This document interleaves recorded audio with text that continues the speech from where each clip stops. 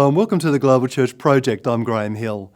Rosalee Velloso Ewell is a Brazilian theologian, born and raised in the huge metropolis of São Paulo. She's the Executive Director of the Theological Commission for the World Evangelical Alliance.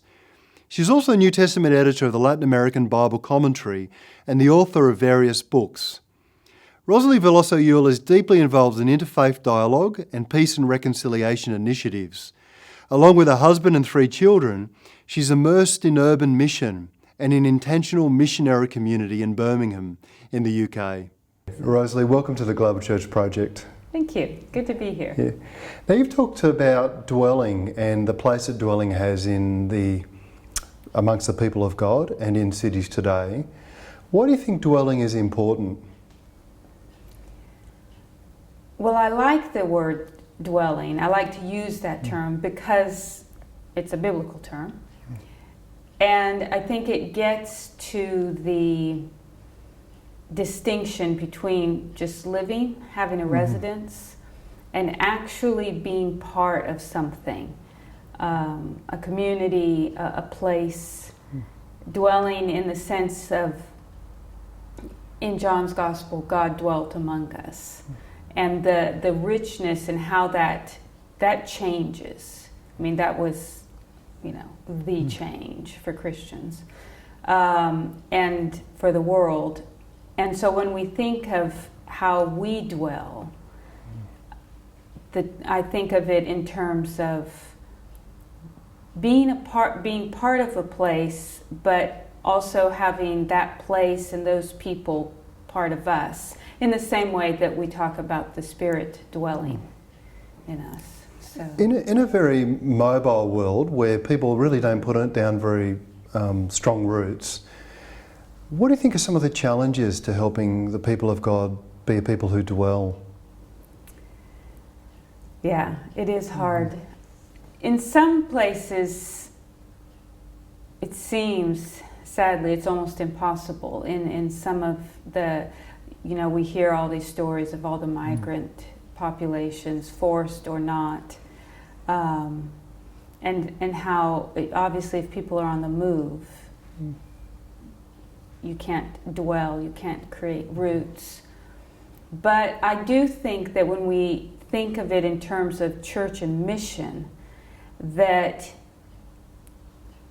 there are stories of people who have rooted. And so even if you're in Colombia, and I'm from Brazil, and we have the same problems in parts of Brazil of people moving because of drug wars and stuff. Colombia has had a long history of that. But there are people that have stayed and served these people that come through, for better, for worse. And those stories, I think, are wonderful examples of the people of God coming together in rather messy, and it's not always pretty or anything. It's not a perfect community, but it is genuine service. And so dwelling doesn't have to be just rooting in one place, but I think it also has to do with who's on the road with us, who's on this journey with us. Sometimes there's a lot of talk these days about placemaking and about staying is the new going and that kind of thing. Yeah. But sometimes when I hear people talk about that, I think they might be talking about a certain kind of place, where there's a good couple of baristas down the road and it's comfortable and and I wonder whether even when we talk about placemaking, we're still sometimes accommodating it to our tastes and our interests and not really dwelling deeply in places maybe where people don't want to live necessarily, or where things are tough. Yeah. Do you have any thoughts about that, or? Yeah, I've struggled with it. We are with some other friends. We're actually living. We'll be living shortly in what most people associate as the prison neighborhood here. When you mention the name of where we live, the first thing that comes to mind is this massive penitentiary. And Leslie Newbegin had a church across the road from it. That's the place. That's the one. So, but my struggle is with, pretty educated people moving in to a place where the people that are there aren't really there by choice. I'm going there by choice. And how do we get around that issue of choice is, for me, it's an ongoing struggle. It doesn't mean it's not a good thing to go there. I think we need to be there. That's where God has called us.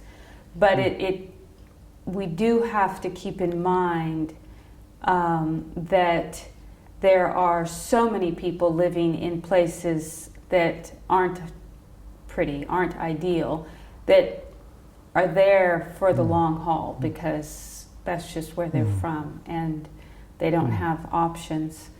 So it's always a struggle, but I also think that God creates new stories from these new encounters between people, between neighbors. And so dwelling is also about a distinction between dwelling and living is this sense of residence. I wrote once, a resident needs security more than he needs a neighbor.